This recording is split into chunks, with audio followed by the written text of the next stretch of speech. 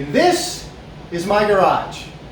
So I've had a lot of questions about how I actually got the motor and gearbox in and out of the S2 1979 black Lotus Esprit. And I went back and I looked at one of the videos I posted and I noticed I didn't show those steps. I showed the motor and the gearbox on the ground and then I showed it in the car. So, you know, I am not a professional video editor.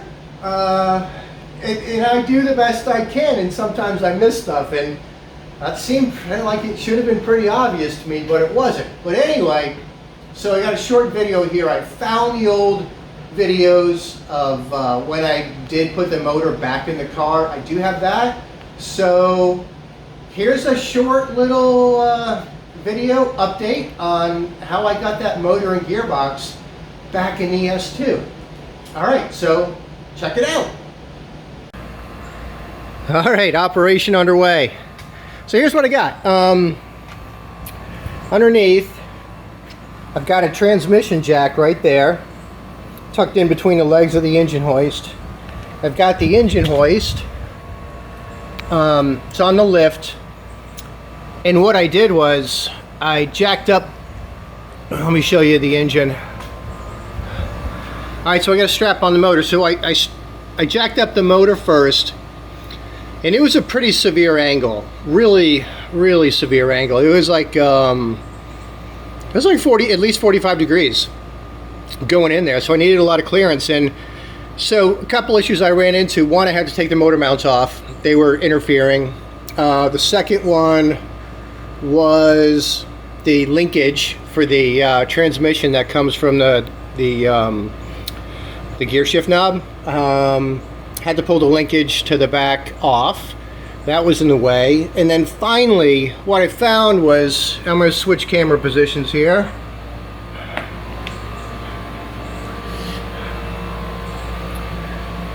It was tough to get over that fiberglass or under that fiberglass lip right there.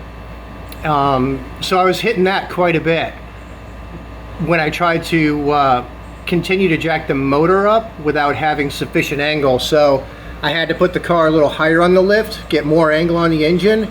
And what I did was I got it all the way up in there. I pushed it forward and then started jacking up the transmission. So I'm close. I got to get that bolt out of the transmission mount and then try to get this into position. I want to bolt up the transaxle first, and then I can deal with the engine afterwards.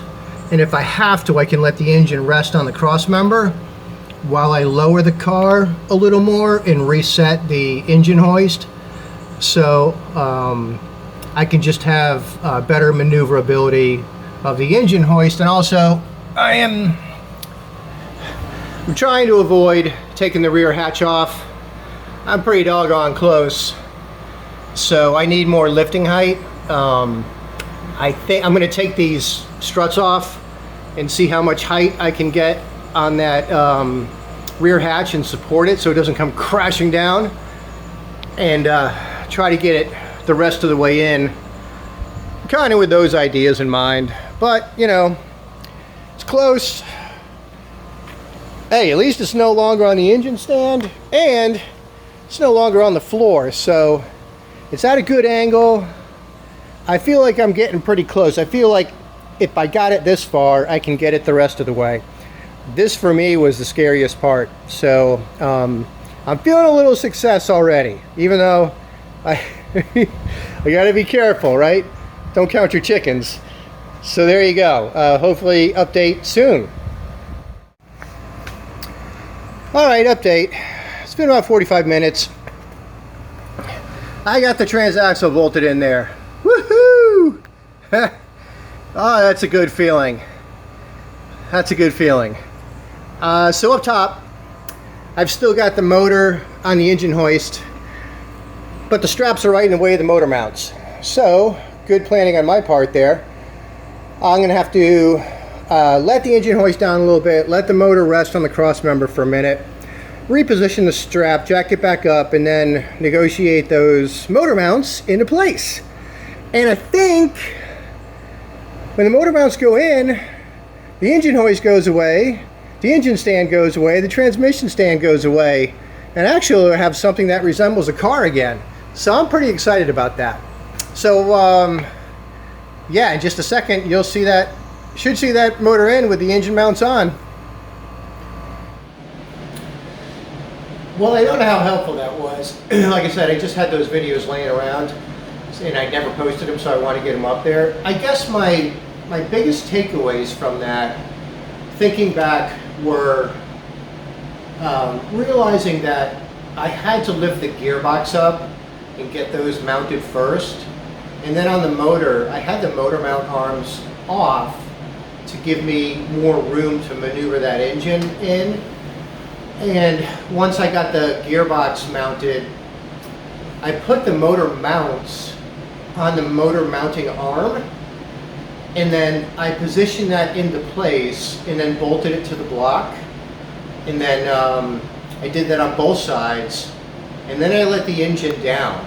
And I remember I had to turn the motor mounts, I had to lift the engine back up a couple times and turn those motor mounts such that, because I think those studs are offset, and turn those such that everything was lining up and dropping in nicely without forcing it. So once I lowered the motor, then I could bolt up the motor mounts, and that was the end of it. And I think the other thing that really stood out was I was surprised at the angle. It was almost a 45-degree angle I had to use to get the engine up into the engine compartment while the gearbox was hanging low, to clear the body line that's sort of at the back of the motor. And then once I had cleared that, then I could slowly start to straighten that whole unit out. And that's how I got it in there. So it was tough. I don't know, I mean, what a pain on those early Lotus cars. I think they changed that chassis in, I don't know, was it 1980 they changed that? I'm not 100% sure. Maybe it was a little later when they went to the hoop chassis in the back, and you could remove that cross member on the top and lift the motor from the top. That's a lot easier, way easier. The old cars are kind of a pain, and I don't know how I would have done that job without the engine hoist, without the lift for the car, and without the transmission jack. So I know that's kind of disappointing to a lot of folks out there that maybe don't have those three resources at your, in your garage or on hand, but maybe there's a way you could do it another way. That's the way I did it, so I don't know. At least I have a method. If I have to do it again, I have some type of method, and maybe I can improve that method next go around. But for right now, that was it. Just wanted to get those out there. Hopefully it was kind of helpful.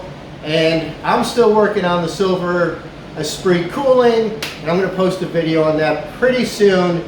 But there's a lot of stuff going on with that car, and woo! I got a lot of video on that, so look for that pretty soon. All right, see ya.